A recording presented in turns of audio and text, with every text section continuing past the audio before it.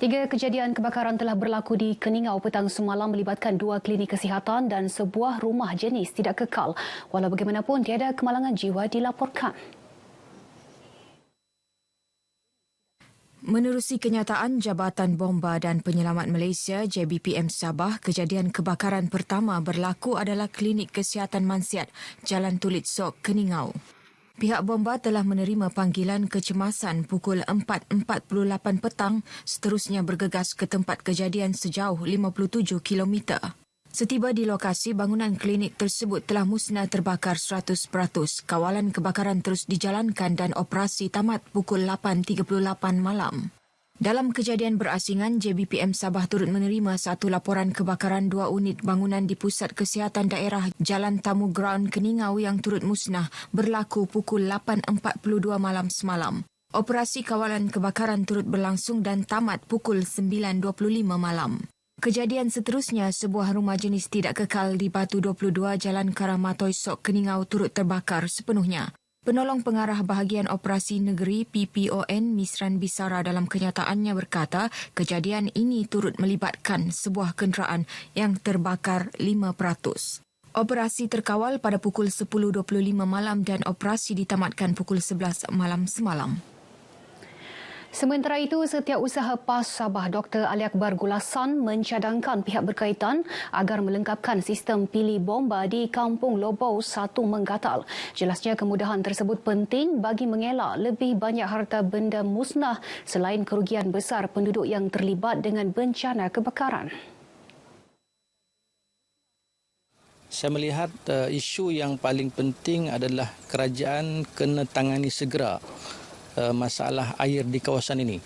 Hasil daripada penelitian saya dan perbincangan dengan mangsa kebakaran, kita melihat kalaulah andainya ada air, kebakaran ini tidak akan merebak dan tidak akan menyebabkan rumah ini hangus 100%.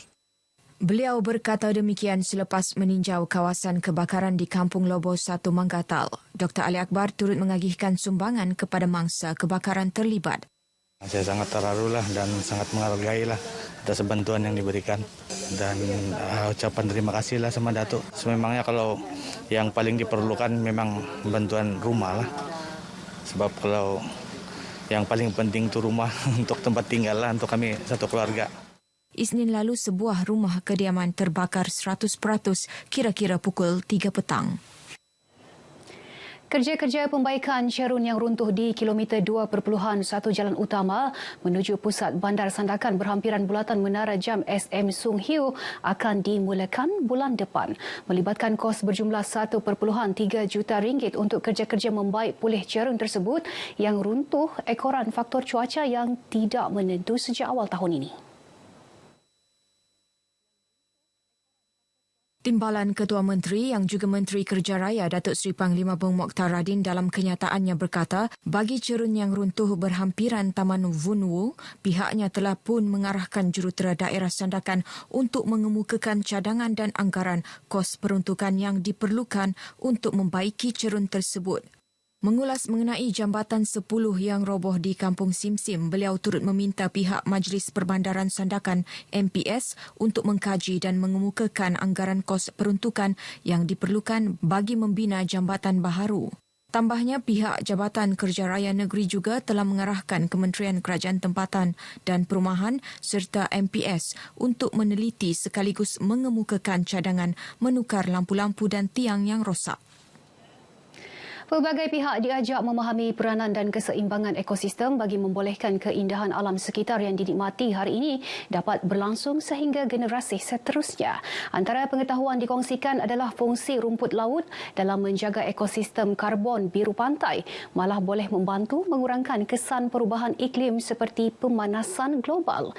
Ikuti laporan Serina Olivia Chong sempena sambutan Hari Lautan Sedunia dan Hari Segitiga Terumbu Karang yang telah berlangsung baru-baru ini.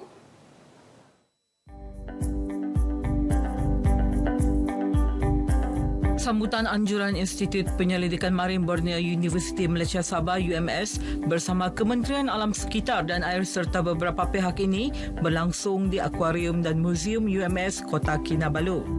Menurut Profesor Madya Teknologis Dr. Ejria Saleh, beliau dan pasukannya banyak melaksanakan program berasaskan komuniti bagi menjelaskan kepentingan kesedaran awam berkaitan peranan dan fungsi rumput laut dalam keseimbangan ekosistem.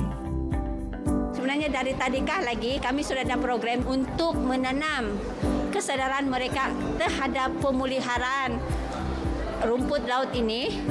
Bukan saja sebagai habitat tetapi juga sebagai mitigasi perubahan iklim. Benefit rumput laut, satu, dia ekosistem di mana tempat pembiakan, tempat pemakanan anak-anak ikan. So, dia berada di pesisir pantai. Kedua, dia merupakan pelindung pantai juga secara semula jadi. Dia ada rumput, dia menghalang hakisan pantai. Umpama melentur bulu biar dari rebungnya, ibu bapa amat menyokong penuh program seumpama diadakan selain berpendapat ini merupakan tindakan tepat ke arah melahirkan generasi celik ilmu dan cintakan alam sekitar. Untuk kasih kesedaran sama budak-budak kecil tentang kepentingan itu laut, sama-sama menjaga alam sekitar. Habis banyak sampah sarap kan, ya banyak sampah sarap, boleh dorang belajar macam mana kita semula, sama-sama belajar sambil dengar ceramah sini kan banyak. Adalah bagus untuk dorang kenal tentang alam sekitar, terutamanya bagian laut. Sebab laut ni jarang kita tahu, kita tahu ada yang di daratan. So apabila dorang ikut program ni, dorang akan buat research ataupun apa-apa binatang di dalam laut, dorang kenal, dan apabila itu senang kita bagi dorang adalah penjelasan. Warna pasal dalaman laut penting. Kenapa? Sebab laut ada simpan ikan untuk makan, untuk jaga, untuk dipelihara. Pasti saya akan beritahu kawan-kawan yang supaya dorang tidak buang sampah. 它加标丢垃圾，还有外面的海也不要丢垃圾。为什么？因为很肮脏，还有那个鱼会死，不要乱丢垃圾，在海里也不要晒垃圾，这样子讲啊。 Alam sekitar dan lautan semestinya tanggungjawab semua. Dengan tema Hari Lautan Sedunia 2022, revitalisasi tindakan kolektif untuk lautan bermula dengan kesedaran untuk tidak membuang sampah ke dalam lautan. Anda bakal memastikan 10 tahun ke hadapan pelestarian pantai dan lautan membawa impak ekologi yang signifikan kepada bumi ini. Serina Olivia Chong, RTM. Sabah akan menganjurkan Pesta Koko PKS 2022 berlangsung 18 hingga 24 Jun ini di salah sebuah pusat beli belah di Ibu Negeri.